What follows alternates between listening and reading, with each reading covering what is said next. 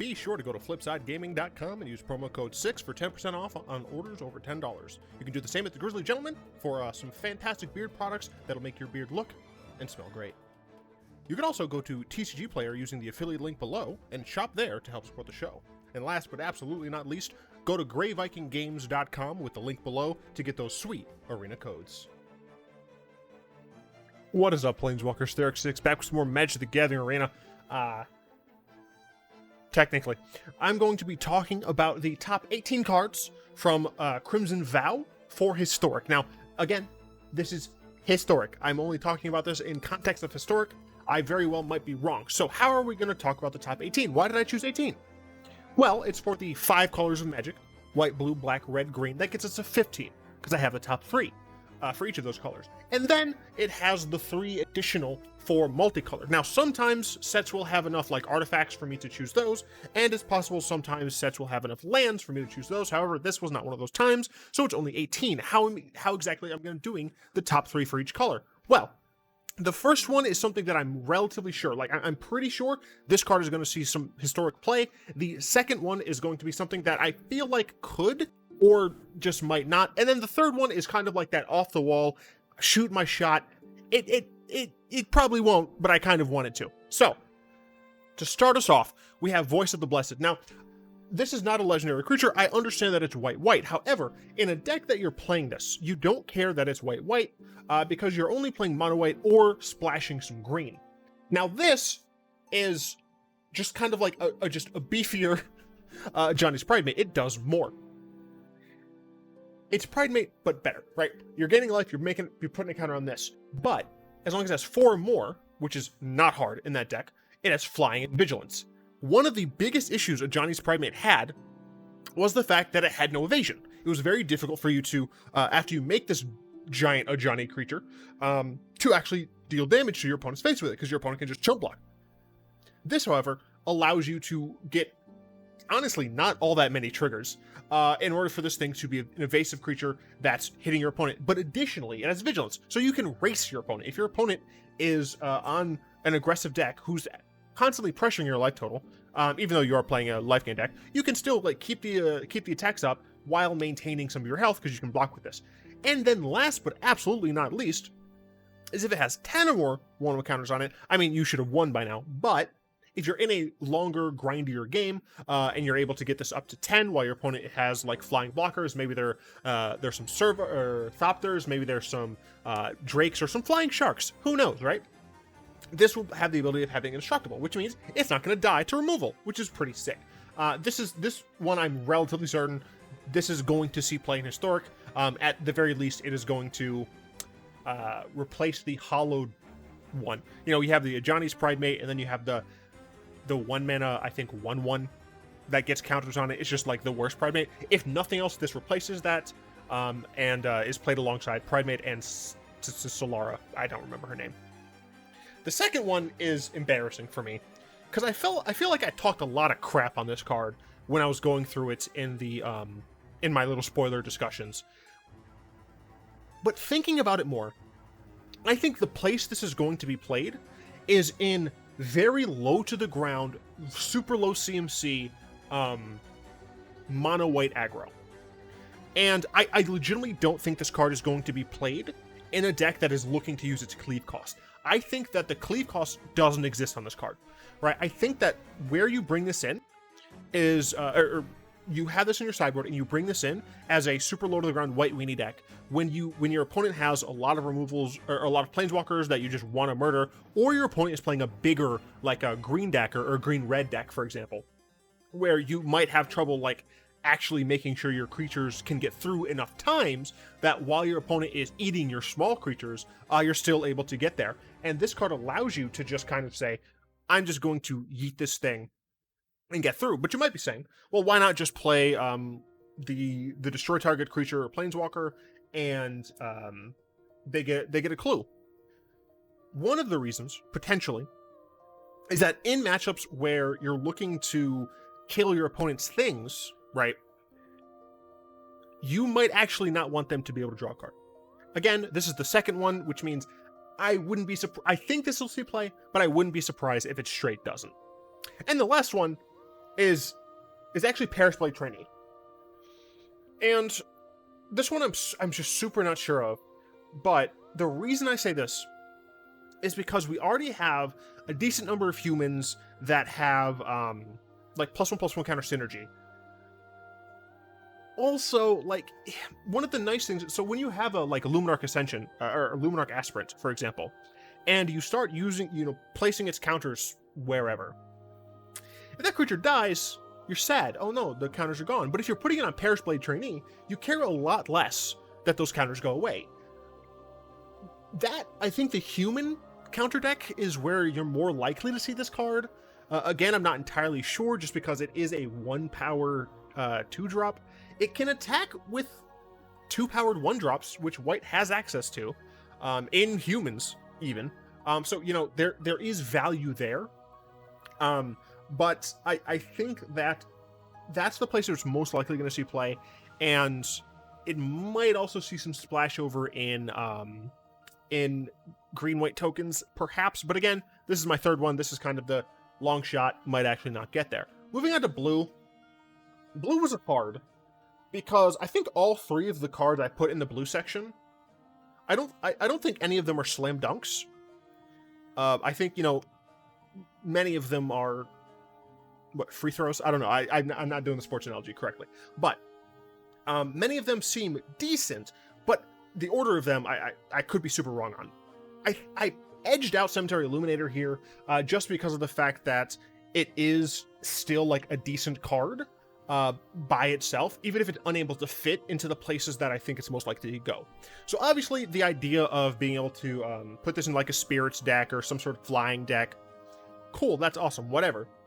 But I was reminded that you can actually just put this in a tempo deck, and if you exile your own instant, for example, you can have access to other instants on top of your library, not just in your hand. So if your opponent is trying to, if they're on the discard route and they're taking away all of your protection for your creatures, and they're just trying to be able to kill your creatures because you don't have protection in your hand, well, this screws them over, because you could still have it on top if you're going against a control deck, for example, and you just are like, well, I have the Cemetery Illuminator, I have no cards in my hand, but Illuminator has exiled a creature and an instant.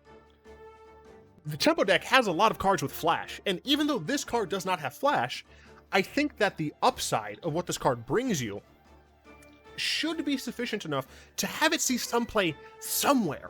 Right, it feels so close to being so good in so many decks. I personally don't play these style decks. In fact, I hate them, the tempo versions, which I think is the most likely place.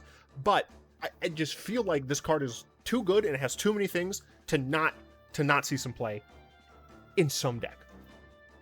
I decided for my second card to be Overcharged Amalgam. This maybe should be my third card. I'm honestly not sure.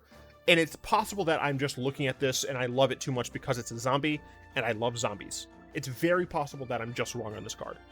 But the reason I think this is worth like keeping an eye on and saying it's one of the top cards for Historic is just the fact that at the worst, right, at the bare minimum, this card can either be a flash flying 3/3 or a 4-mana dissipate, right? Or disallow, sorry. And you might be saying, well, that's not exactly, top tier playing in constructed quality. No, but a card with those options could be. But it doesn't just have those two options. It also has the option of 4-mana flash flying 3/3. You sack something you do not care about, right? And you get to counter a spell, activated ability, or triggered ability, right? And all of those things can be used in really interesting ways. Yeah, no, I mean, this card is, I feel like it has a slight edge over this card, and there's one reason for that. So Wash Away can counter a spell that wasn't cast from its owner's hand. That's technically a lot of things, right? If you're casting spells off the top with, for example, the Cemetery Ghost, or you are casting things from exile, specifically you have Foretell cards, maybe you're casting things from Flashback, right? If you're casting those things, this is a 1-mana counter them, right? So I don't think this is a main deck card, kind of just like the second card from from white. This I do think would be more of a sideboard card. And if you have to, you can pay 3 mana to just counter a spell. Again, 3 mana counter a spell is not good, is not playable. But again, you have to think of the fact that this has a modality to it, right? You have options, and because you have options, you tend to have to pay a little bit of a premium for that modularity, for your ability to have a single card that can do multiple things. So, I think this is my third for blue, because this card depends a lot more on how frequently we're going to see these things. We're going to be continuing to see spells cast from not the hand. From the graveyard, exile, top of library, etc. So I think that one really depends, but it feels so good in those specific circumstances. Again, this is historic. I think this card is going to see play in standard because of the ubiquity of very strong Foretell cards. For black, I had to go with Graph Reaver. I legit don't think this is my zombie bias. While I do think that this is an amazing card for zombies, I think that this is just an amazing black aggro card, right? You play a turn 1 stupid vampire who's a 1/2 that gets bigger when your opponent, when a player loses, I think it's just 3 life. Yeah, because it gets who cares? I don't know. I don't remember. It doesn't matter. It frankly doesn't matter. You play this on turn 2. It doesn't matter that you're losing life. I mean, the deck, they're decks that used to be called Suicide Black. This can also just, in one of your black aggro decks, just sack a less meaningful creature, or a creature that can come back, which the mono black decks have a good deal of, right? There are a number of 1-drop black creatures that can come back. One's a skeleton, one's a zombie for sure, and I feel like there's probably more that I'm missing, right? So if you're able to just like sack one of those things, you destroy a planeswalker, so you don't have to invest your creatures attacking into that planeswalker. Sure, you invest a creature into functionally killing it, but still, you can keep that tempo going and rolling into your opponent's face. Again, at the bare minimum, this is a 2-mana 3/3, or it's a 2-mana destroy a planeswalker. And I think both of those things are both of those things are very good in that kind of who the hell cares black aggro deck that is looking to just beat face, right? I do legitimately believe that this card was nuts in that style of deck. The second card, the reason I put this as second is because I feel like this card is busted. I just personally don't know how to bust it. I respect Johnny's to high heaven, what Johnny's and Janies and Junies. Mad respect to the people who are able to look at cards in just like a different plane of existence and create these decks that are just out of nowhere and are able to win with seemingly nonsense. And I just feel like this is one of those cards. Now, obviously, you could just use this to kind of exile your library and win with Jace, right?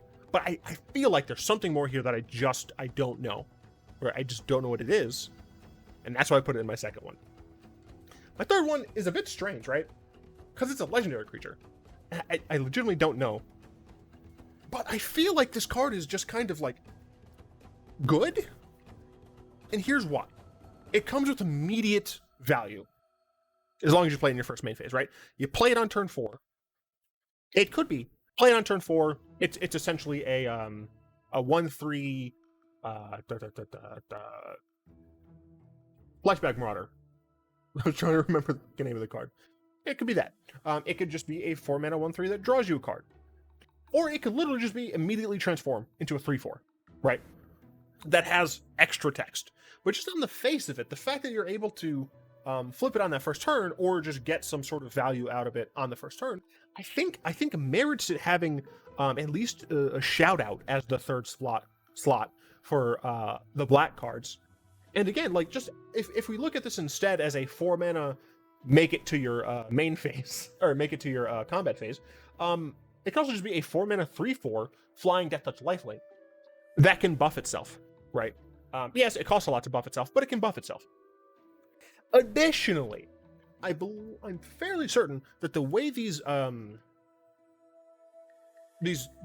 double face cards work is that on this side, it's not Henrika Dumnothi. So you can have a Dumnothi and a Seer. Now, obviously, the fact that this says that hasn't been chosen does mean eventually you're going to run into problems. But still, the fact that you can still have that value, I think it's worth a consideration, even though it very well might not see play, mostly because 4 drops in Historic have to win games now, because mid-range is dead. On into red. I'm counting this as a red card, even though technically it's an is it card. It's a red card, even though it's technically a blue card.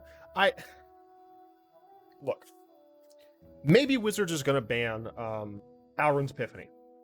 I do not have hope that they will. Maybe Wizards will ban this as well. I have no hope that they will. And I understand that some people, they like to take extra turns. That's fine. To each their own. I personally don't like playing against extra turns. For me, it's not fun. I feel like I am just playing less Magic than my opponent. And that's not what I want. So, this card, never gonna... Well, I can't even say that, honestly. Like, the thing is, here's the thing. Here's the tea. Right now, you have an Orange Epiphany deck that essentially is just blue-red, right? However, in Historic, we have a Gideon card that allows you to, as long as you have a Gideon, you don't lose the game, right? So I was going to say this card is never going to be played for its non-cleave cost, unlike the Lantern Patrol or whatever it was, that I thought it wouldn't ever see its cleave cost. This card, I legitimately believe, might be used without its cleave cost in a Jeskai control deck that takes a lot of turns, right? Essentially, it's removal, card draw, Gideons, extra turns, right? Yes, this is 1 red.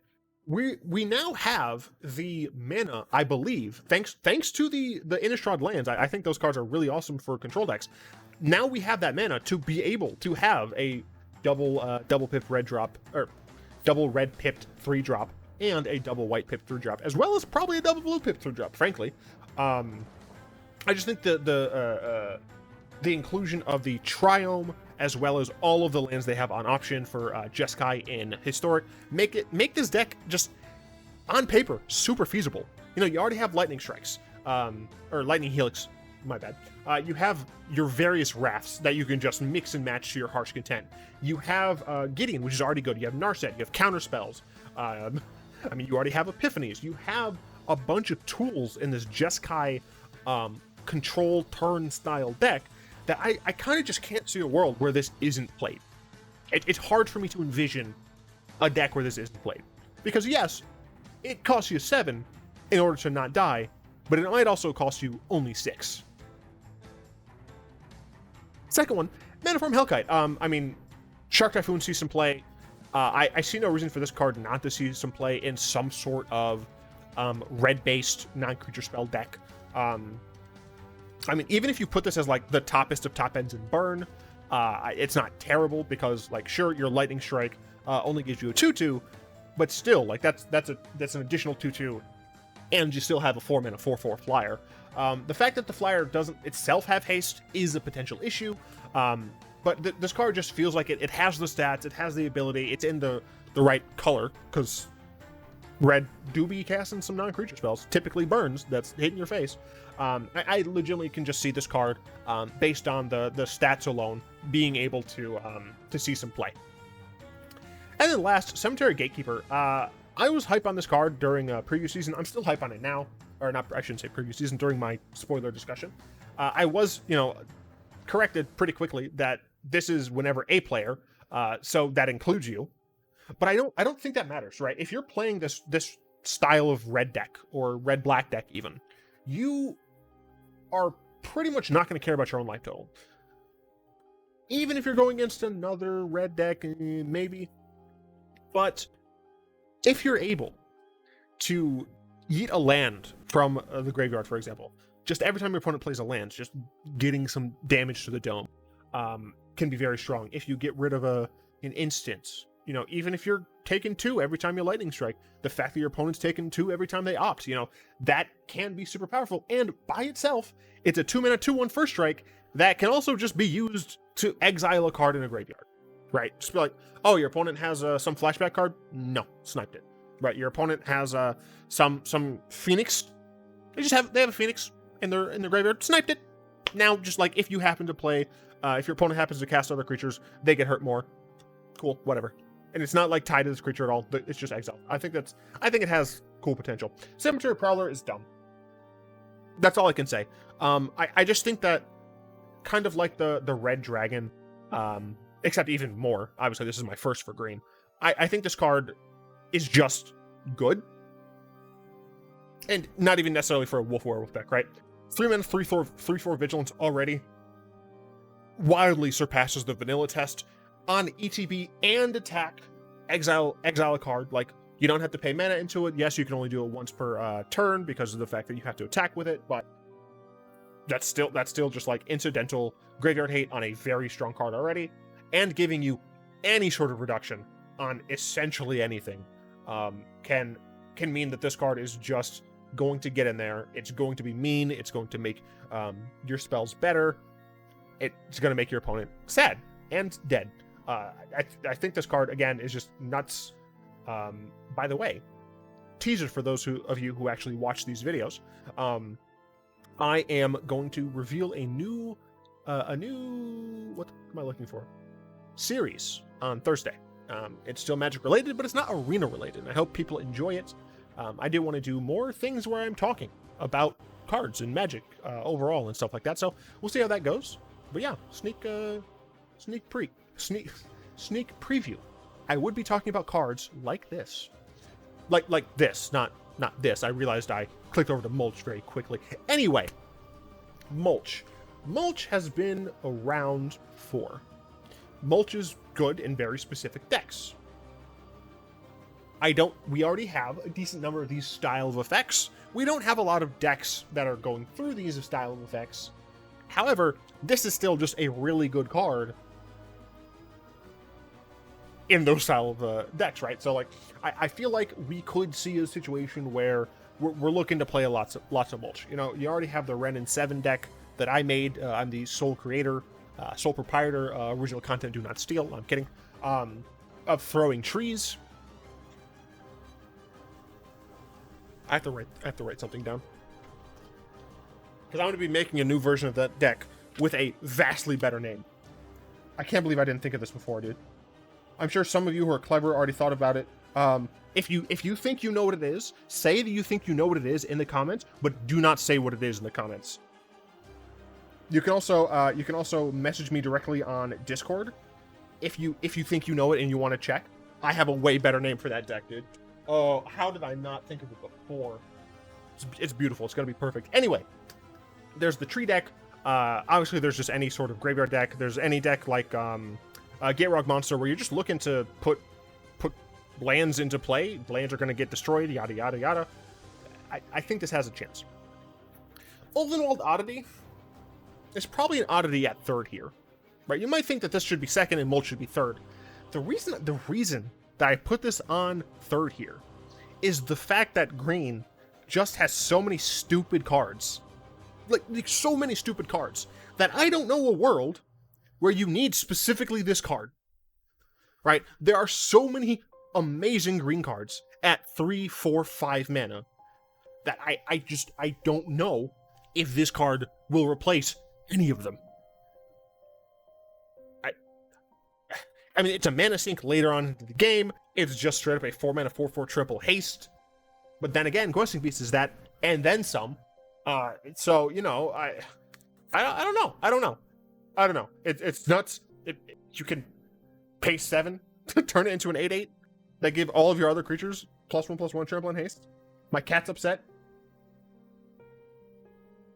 But we're almost done. Kedjubs. So yeah, this is third because green is stupid. Green has a lot. Don't get me wrong. I love green. I love playing with green cards, typically alongside white and or black cards. But green has stupid stuff. Wandering Mind. So we're into color or multicolored. I don't see a world in which Wandering Mind. I honestly feel like Wandering Mind is the most likely to see play. Maybe I'm hitching my horse to too many carriages right now.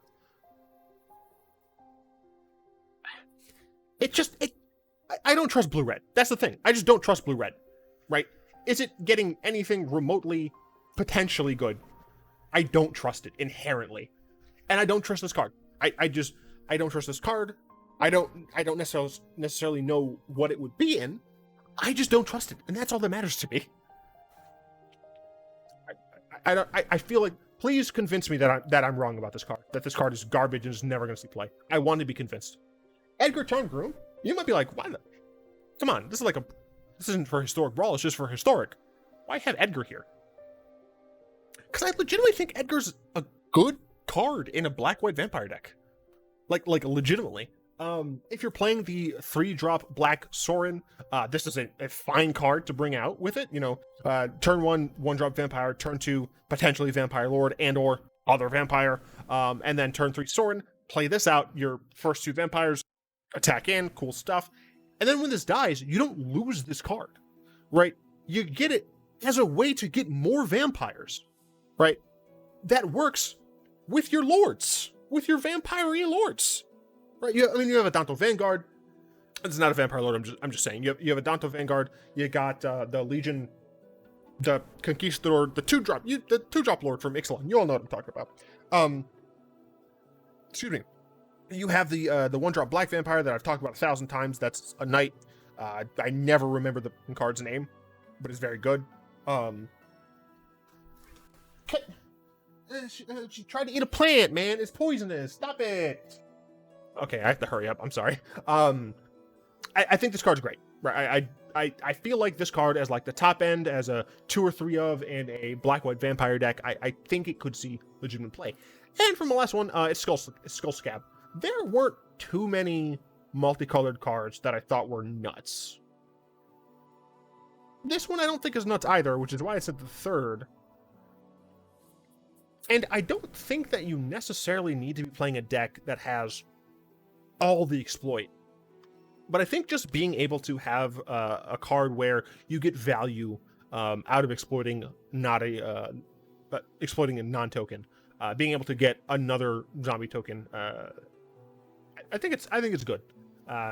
Again, it's third because I'm just not sure, but I still think it's a pretty good card. Anyway, that's it. That's the top 18. Let me know what your top picks are for Val cards that are going to impact historic. Obviously, didn't talk about standard because I don't play standard all that often, so I don't know enough about the format.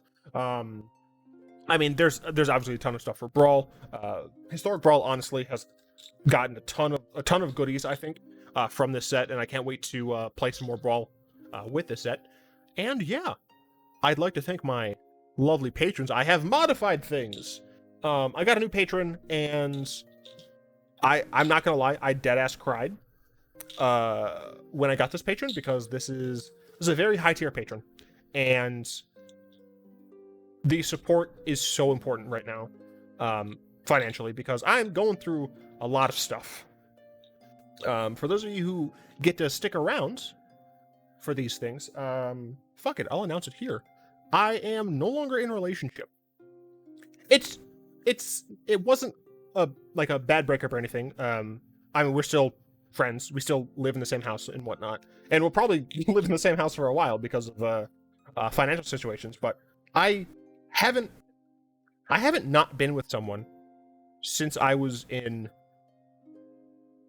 11th grade, 10th grade.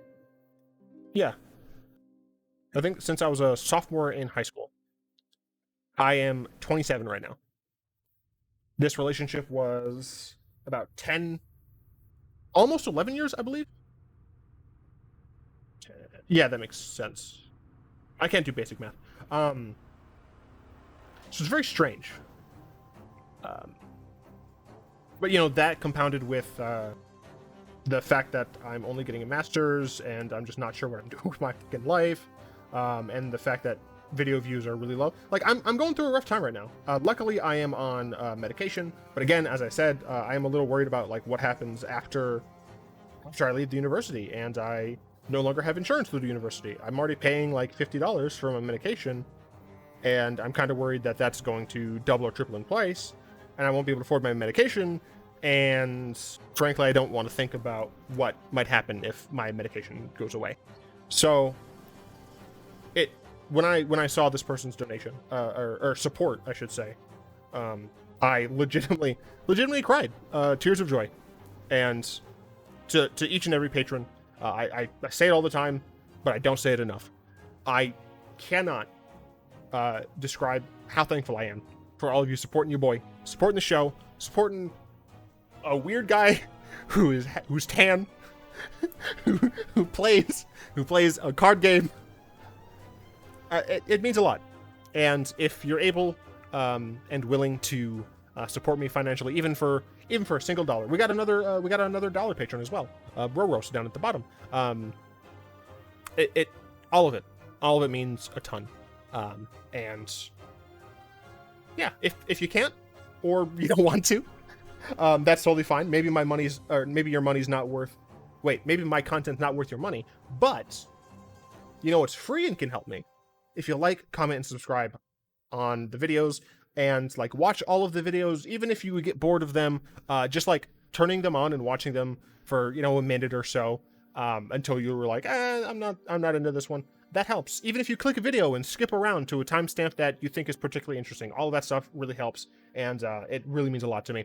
Anyway, my cat's freaking out. I think I have to play with her. I think she just has too much energy right now. So, down.